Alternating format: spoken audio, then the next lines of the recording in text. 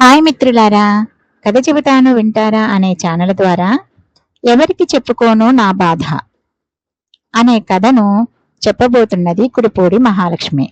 పునఃకథనం doctor M Harikishan గారు. ఒక ఊరిలో ఒక తోట ఉంది. ఆ తోటలో రకరకాల పళ్ళ చెట్లు ఉన్నాయి.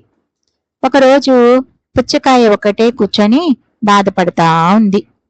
అది చూసి పక్కనే ఉన్న మామిడి పండు, ఏంది పుచ్చకాయ, ఎందుకలా బాధపడతా ఉన్నావు అని అడిగింది. దానికి ఆ పుచ్చకాయ, ఏం చేయమంటావు బావా, ఈ మనుషులు నేను దొరికితే చాలు కత్తితో కసుక్కున ముక్కలు ముక్కలు చేసి తింటా ఉన్నారు అంది.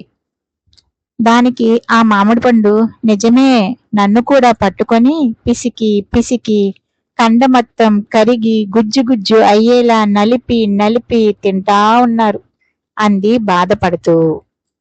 ఆ మాటలు వింటున్న అరటిపండు, ఈ మనుషులకు కొంచెం కూడా జాలి లేదు, దయా లేదు, నన్నైతే ఏకంగా తోలు వలిచి మరీ తింటా ఉంటారు అంది. అంతలో అక్కడికి వచ్చిన మొక్కజొన్న, మీ అందరి బాధ ఒక ఎత్తు, నా బాధ ఒక ఎత్తు, నన్నైతే ఏకంగా బతికి ఉండగానే బట్టలు ఊడదీసి వేడి వేడి నిప్పుల మీద వేసి ఎర్రగా కాల్చి మరీ తింటా ఉంటారు. ఎవరికి చెప్పుకోను నా బాధ అంది కన్నీరు పెట్టుకొని.